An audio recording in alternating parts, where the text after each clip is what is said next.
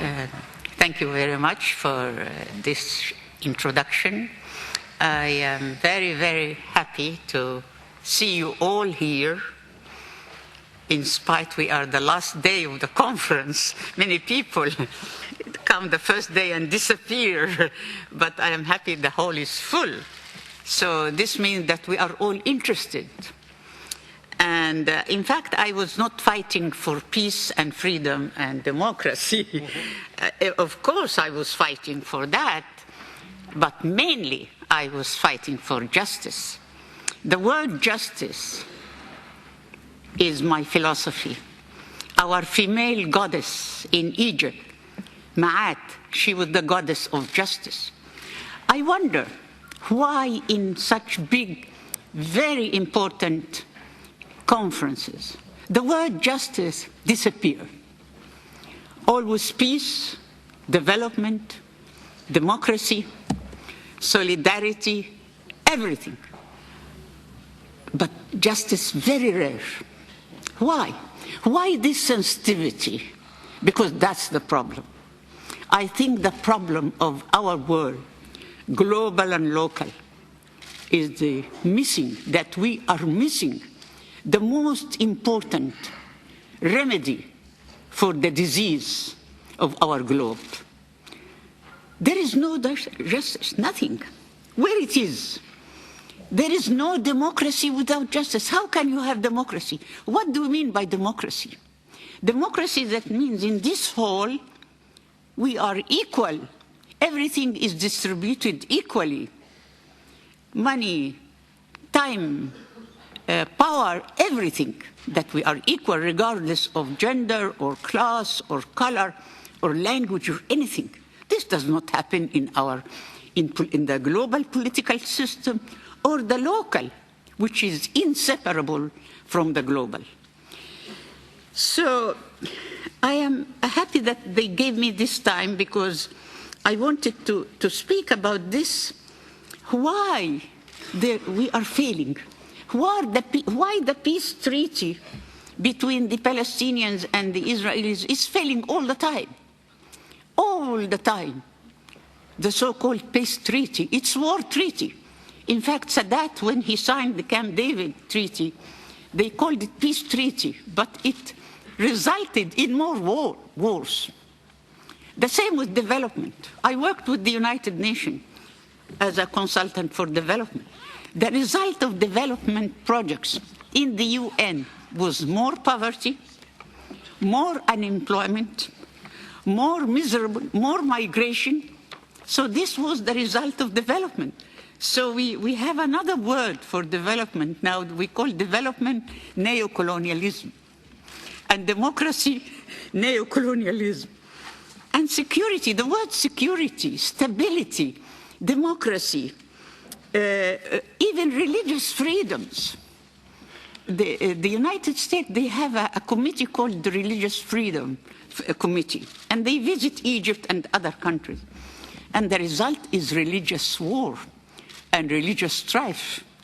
So under very beautiful words like democracy, freedom, religious freedom, peace, all that, you create war, poverty, unemployment, migration. Why?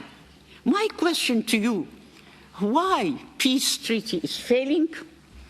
Why development projects failing? Why democracy is failing? Elections is a disease now. People are fed up. In some countries, they don't go. No more. They lost trust in the so-called elections because votes are sold and, so there is something we have to diagnose. There is sickness, we need to know why this is happening. And then after we know why this is happening, then we have to diagnose what we do. Where is the treatment? How can we treat our word? We live in one word, not three. I am very, very critical when some people hear, they speak about third world, or they call us Middle East. Middle to who? We were named.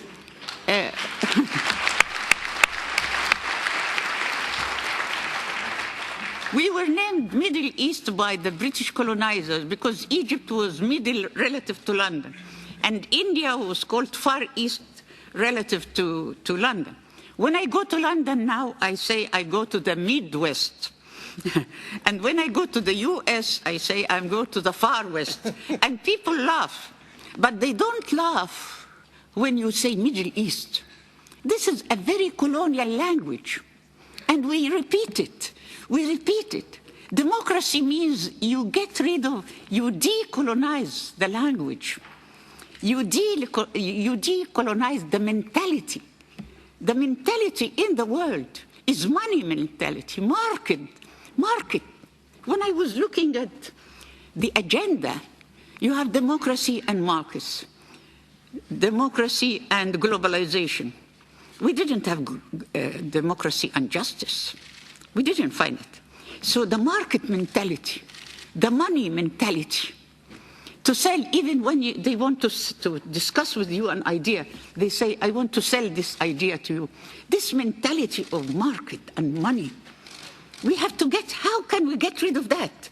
We live in a capitalist, class, patriarchal, racist military system. Military power dominates. Look what happened in Iraq. Look what's happening in Palestine, in Libya, in Tunisia, everywhere, blood everywhere. Why? And this under the name of peace, and under the name of democracy, under the name of development and security and stability. I would like to speak a few words about, I'll come to Israel and Palestine because I read the piece and I am critical of many of the points. I would say why. But I would like to say that how we change in Egypt, in our revolution, we were 20 million people in Tahrir Square and in other squares. And we succeeded in removing Mubarak, the corrupt system. Who supported Mubarak? It was the US and Israel, not the people. He was against the people for 30 years. And he was in power.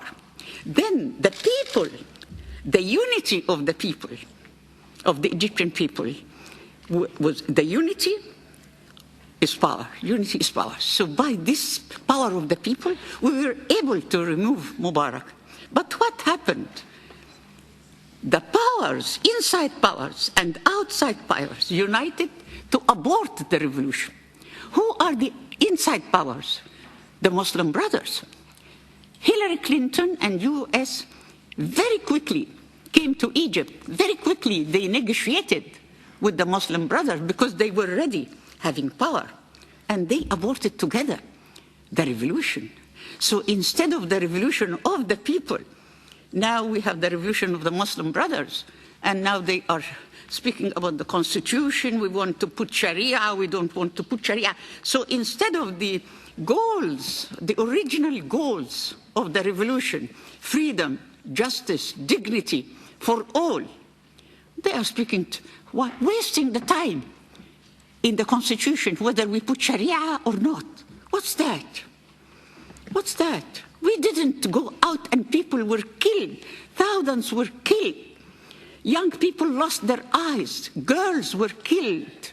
We didn't go to the streets so that we waste our time to discuss whether we put Sharia in the constitution or not.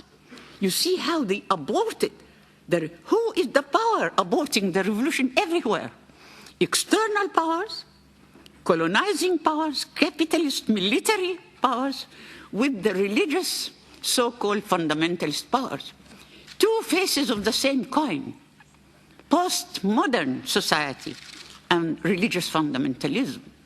Religious fundamentalism is not only Islam, it's Judaism. In Israel, there is religious fundamentalism. Israel is a Jewish fundamental state. Saudi Arabia is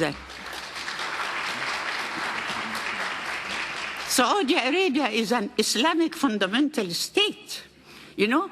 But Saudi Arabia and Israel, they are immune of criticism. Nobody criticized Saudi Arabia fundamentalism or Israeli fundamentalism, you know? And now they speak about just, we have to be aware of that. We have to put our finger on the disease, the roots of injustice in our world. And we cannot continue like that. People are killed. We are very comfortable in this room. We are the elite. We are the elite. Of course, I came from a very poor family, but I became part of the middle class by my education. We are 2% of our societies, but 98% are suffering. And those people who made the revolution in Egypt, without the 98%, we couldn't have removed Mubarak.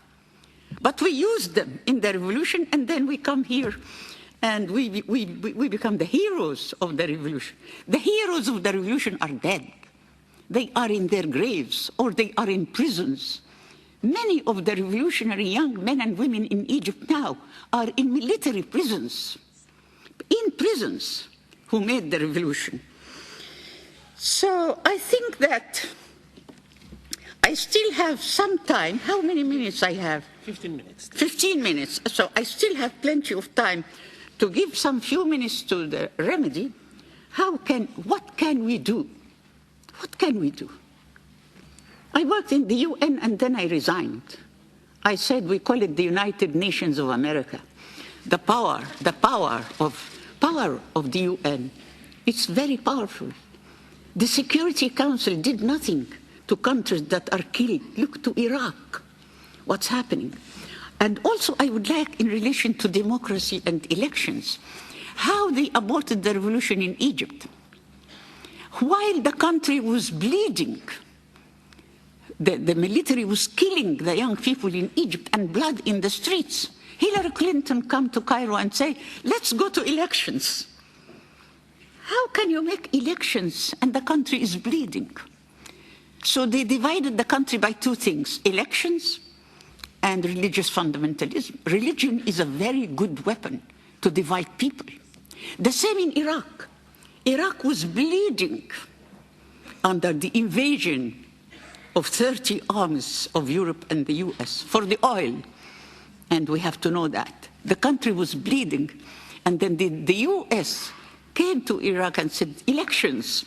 And then they elected the government that is working with the US. And that's the free elections. There are no free elections. I teach in the US now for 3 months. I am looking at the Romney-Obama campaign. Do you think there is free elections in the US? No. Money and the media. Money and the media.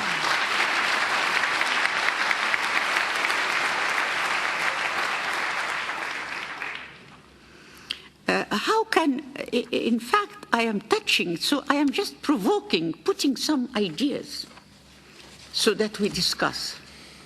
Yesterday, some people in one of the sessions said, we don't want ideology. End of ideology. How can you work without ideology? How can you work without a theory? Theory of justice, theory of freedom, theory of dignity, theory of human rights. But they say, no ideas. Because if you don't have ideas, if you don't have a theory, if you don't have your mind, how can you work? They want us to participate. They say to do some participate. Yes, I work, I organize, I believe in organization. But in order to organize, I must have something in my mind, ideology, ideas. So they are trying to deceive us. There is a lot of deception by education, by the media. And democracy, how can you have democracy in the parliament and no democracy at home? All our families are not democratic. They are patriarchal, the power of the man, of the husband, the father. No equality in the family. In all countries, I'm not speaking about Egypt. So if you don't have democracy, starting from birth, that children are educated, equality and justice and freedom and dignity from childhood. You cannot have democracy under the parliament because democracy is a way of life. It's a way of life. It's not a decision by political people. It's a way of life. And that's why we need education, a new educational system. But the educational systems, they serve the political power. They serve the system. That's why we are not educated. In fact, what I teach, I don't teach medicine or surgery as a doctor. I teach creativity and dissidence. That's my topic. Everywhere I go, I teach the relationship of being creative and being dissident. We need creative ideas. How can we save our globe? There are disasters everywhere. How can we save it? This is very, honestly, I'm speaking, it's serious, because people are killed. So how can we save it? We need knowledge, real knowledge, not fragmented knowledge. We receive fragmented knowledge from universities. We need creative knowledge that bring medicine to politics, to literature, to economics, so that we understand the world. So we need to change education. We need to change the media. We need to change the economic system, because that's the boss. Religion is a servant to the economic system. Religion is servant to money. So we have to change that, and to change religion also, the philosophy of religion. I would like to give some few minutes to the piece, because maybe I will not have the time to speak. But my criticism also in relation to the initiative, that I didn't read the word justice. What's the problem between Palestine and Israel? Of course, they lived together. And Jewish, it is not a struggle, it's not a war between the Jews and the Muslims. It's a war on land, on the distribution of land and water. And there is unequal distribution of land and water in Israel. You are Palestinian, he can tell us. I have a lot of Palestinian friends who are suffering in the Jewish state. Because when you have a religious, I'm against all religious states, whether Jewish, Islamic, Christian, fundamentalism, or anything. We need secularism, real secularism, separation between state and religion, which does not happen even here in Strasbourg. You still have the church. Europe is dominated by Christianity still. And in America, Christian fundamentalism control the country and control elections. So the problem with Palestine and Israel is not religion. It is the land, inequality, invasion, colonialism. So how can I speak about peace between Palestine and Israel without speaking about equality, justice, equal distribution? And who killed the other? If somebody kill me, invade my country, my land, and kill me and kill my parents, and then forget blood, forget everything, come and make peace here in this hall, or we writers make peace. No, no. It's the military power.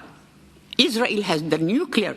Israel is the only nuclear state in the region. Egypt, you know, in Egypt, I was against Mubarak and Sadat all the time. Why? Because of that. I'm a medical doctor, and we need nuclear power for medicine. We were not permitted. The US did not permit us in Egypt to have nuclear power for medicine. And they allow Israel to have a big military nuclear power. So how can I have peace when you are threatened by nuclear power? There must be equality in military power, in economic power, in social power, equality in relation to gender, equality in the family, in the state, and globally. Without that, we cannot have peace or development or security or stability. How many minutes left? 5. 5 minutes. Okay. Now I will conclude. What we do in Egypt now, we organize and we unveil the mind.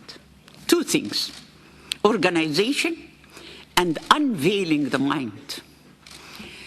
Because our minds are veiled. We are not educated. I graduated from the medical college ignorant of why people are sick, because we didn't go to the roots, to the etiology, to the causes of the sickness. We treated the symptoms only. The same in politics, the same in this conference. We treat the symptoms. We never go to the roots, to the causes of diseases.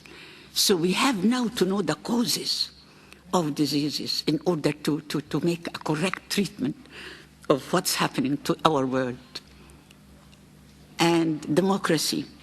When I heard that now democracy does not have a good reputation at all in our region. When you speak about democracy, people become allergic.